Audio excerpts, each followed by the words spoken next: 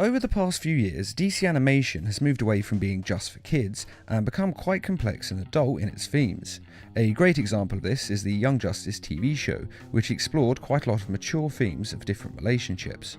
And because of this, there have been one or two sex scenes in the animated movies. You want more, Bruce? Don't take it all for yourself. Don't worry, ladies. Plenty of me to go around.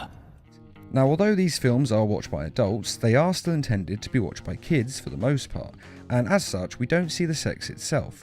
After all, we're not talking about a hentai porn film. But instead, we see the before and the after scenes, which I think is a better way of doing it, as seeing them actually in the moment might be a bit weird.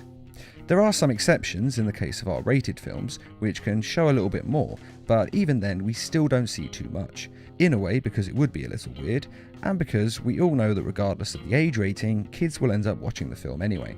So this list is the 5 best sex scenes in DC animation, with the scenes being the pre- and post-coital moments. Number 5. Batman and Batgirl, Batman the Killing Joke. Now, this scene was not well received by many, but it had to be on this list, even if it is in last place, purely for its fan reaction. Whether you love or hate this film and this scene, you can't help deny that everyone had strong feelings about this moment. Now, a lot of fans didn't like this scene, and it is a little hard for me to see why, no pun intended, but as far as I can tell, they dislike it because they feel that Batman is mentoring Batgirl and that he is taking advantage of her. Now, I've never really personally thought of them like this. I've seen them mainly as partners. I thought we were partners. We are. So personally, I don't really see the problem, as I don't think it's taking advantage of her and the relationship they have. They're both consenting adults, so leave them to it. But everyone is entitled to their own opinions. The scene occurs because Batman and Batgirl are arguing. He is being overly protective and not letting her get involved in a case they were working on. You're off this one. What? I don't want you on this case.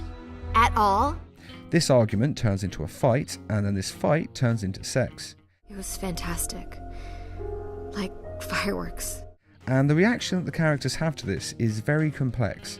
It's an adult theme that's reminiscent of friends getting drunk and having a one-night stand, and it changes the dynamic of their relationship forever, with Batman not being able to handle it.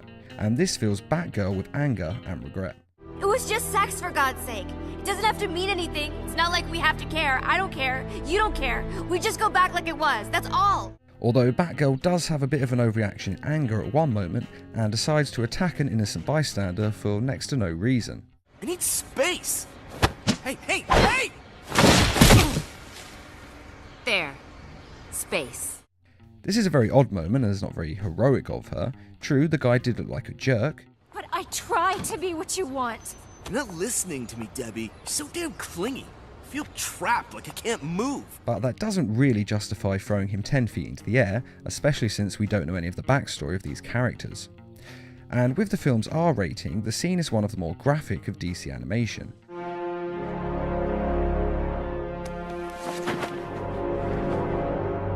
And though I respect the theme they went for, with it not just being a quick fleeing sex scene that you normally see in films with no real consequences, but actually a real life affair with consequences and regret coming from it. Maybe it was too soon, even after all this time. Talk to him, Babs. Some guys need a period of adjustment. They get nervous about commitment.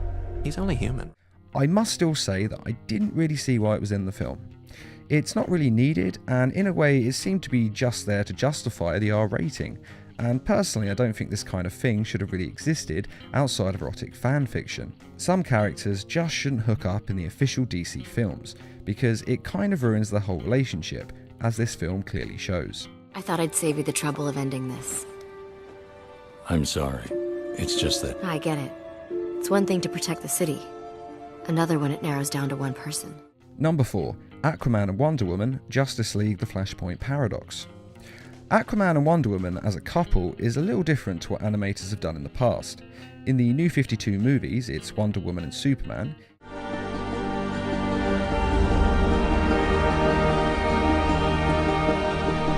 In the old Justice League TV series, it was Batman and Wonder Woman. In the Wonder Woman film, it was Steve Trevor and Wonder Woman, both the live action and the animated version. But this film is the first time I've ever seen in animation Wonder Woman and Aquaman as a thing. And considering that it ends up with their two nations going to war and killing untold millions, maybe that's a good thing. This scene has no talking and is told as a montage. Basically, the plot of the film is that the Flash has changed history and only he remembers how the world used to be. But his memories are resetting the longer that he's in the new timeline. Somehow I remember things from this timeline. How Aquaman destroyed most of Europe. And this is one scene of his memories resetting, showing him what has actually happened in this new world he has created. Which doesn't quite make sense, as there is no way he was actually there for any of this. But anyway, Aquaman and Wonder Woman have sex, which is seen by Queen Mira, which of course is Aquaman's wife. And rather than her being angry at Aquaman, as he is her husband and has just cheated on her, she instead decides to kill Wonder Woman.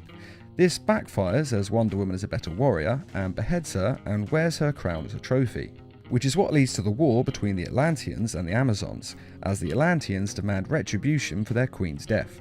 And in truth, I think this scene is quite amazing because of how much storytelling and information is gotten across in such a small amount of time, making the whole montage quite impressive. We see how Aquaman cheats on his wife and the emotions that come with that, how betrayed and angry his wife is, and how angry Aquaman is at himself, how he regrets his affair with Wonder Woman and what's happened since. I can't believe I ever loved you. You never did. And how their people demand blood for this affront, and of course the feelings that these people must be feeling, as they're just seeing their queen being beheaded. They don't actually know the reasons behind it, and they probably don't care, because it's their queen and they love her. They will pay for what they did to Queen Mira. I told you never to speak her name. And this is all gotten across in a very few short scenes with no real dialogue, so it's quite an achievement. Number 3.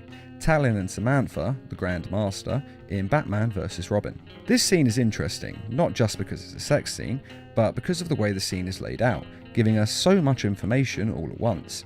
We know who Talon is under the mask, we know that the Court of Owls is ruled by a woman posing as a man. Now, you know better than to disobey the Grand Master. And that she and Talon clearly have strong feelings to one another. What can I say? I'm a born worrier. Then I guess I'll have to relax you. All over again. And we know all of this almost instantly just from the way the scene is laid out, with their outfits, where they're positioned, and the way they talk to one another, and the way they are positioned, and the fact that they are both 100% comfortable being completely naked in front of one another. And allowing someone to see all of your vulnerabilities is a special kind of intimacy. This also changes a lot of the film for the audience, as we've seen the Grand Master and Talon interact before. At his core, Bruce Wayne is one of us. I hope you're right. In my experience, the Grandmaster is rarely wrong. But it's only now that we learn that it's Samantha, Bruce Wayne's girlfriend, that is the Grand Master. And all they write about is the billionaire playboy. Not to worry. He's here too. Why exactly she hides behind a mask and a voice changer is not explained. I imagine it's either because she killed her father and took his place without telling anyone, or because only men are allowed to be the Grand Master, and so she has to pretend to be a man to be in charge. Bruce Wayne's ward. How do you... That means Wayne is... Batman. But this changes the way we feel about the Grand Master's scenes and how we feel about Bruce Wayne's girlfriend. All the while we've been thinking that he is the one hiding secrets from her, but in fact she is the one hiding things from him. Though again, it's never really revealed exactly why she is doing this. But it's a very short scene that has a lot of detail to it and changes a large portion of the film. And I should say that though they are naked, this scene hides most of their bodies in shadow, leaving most of the scene to the imagination, and cleverly stopping the scene from being a little bit too graphic. Since when do you believe in the law? Only one law, my love. My law. Number 2. Harley Quinn and Deadshot, Batman Assault on Arkham. Now this film really should have just been called Suicide Squad, as it basically is Suicide Squad, with Batman having had quite a small role to play in the film, and even if he was actually taken out of the film, it still would have been fine. But in any case, the film sees Amanda Waller catching a group of supervillains, implanting bombs in their heads, and then sending them out on a suicide mission. Task Force X is an off-the-books government strike team, made up of convicts with no hope for release, serving as expendable agents for impossible missions. They get their equipment from the Penguin and spend the night at his hideout before heading out. Harley has decided that she has a crush on Deadshot and decides to sneak into his room on the night before the mission. She is naked and pretty clear about why she's there. I got an itch I thought you could help me scratch, cowboy. Wow! Oh, good start. This scene is great for two reasons. The first is that it shows us Harley's state of mind. Harley Quinn has always been defined as just being the Joker's girlfriend. In fact, that was the whole reason she was first created. But over the years, as she has gained more and more popularity, she has, at least in some versions of the character, moved further away from this and been a character in her own right, not just being shown as the Joker's girlfriend. Oh, Harley. Always such a disappointment. Why do I bother? Ain't no slick fella with a cheap suit and cheaper grin telling me who I am ever again. We had mad love once upon a time, but now that's over, Mr. J! And this scene shows her moving away from the Joker and sleeping with someone else, which, with the exception of Poison Ivy, we've never really seen before. And the second reason is that it fulfills the fanboy fantasy. Let's be honest here, there isn't a DC fanboy out there who hasn't, at least one point, fantasized about Harley Quinn, especially after seeing her in Suicide Squad.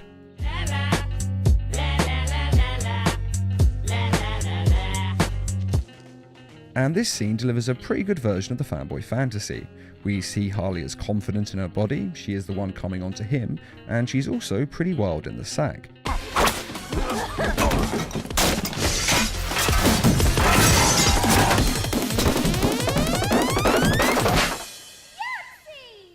So it checks all of the boxes of the fanboy fantasy and makes for a really good sex scene, even if it is a little bit quick, but as they say, less is more. Number 1. Bruce Wayne and Selina Kyle in Telltale Batman Season 1. In the video game Telltale Batman, Catwoman has just rescued a near-death Batman from the Children of Arkham and taken him back to her place for some much-needed medical treatment. After a little talk about their lives, some bantering and a little flirting, one thing leads to another and they end up spending the night together. Now I must say, although you don't really see that much skin, this does feel a little bit like some sort of online sex game, as the player gets to decide whether to kiss her or not.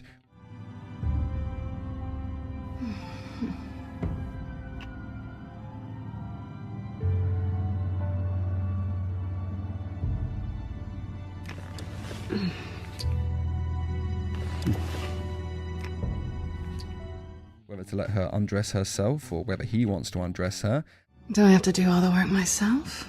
Or are you gonna undo this for me?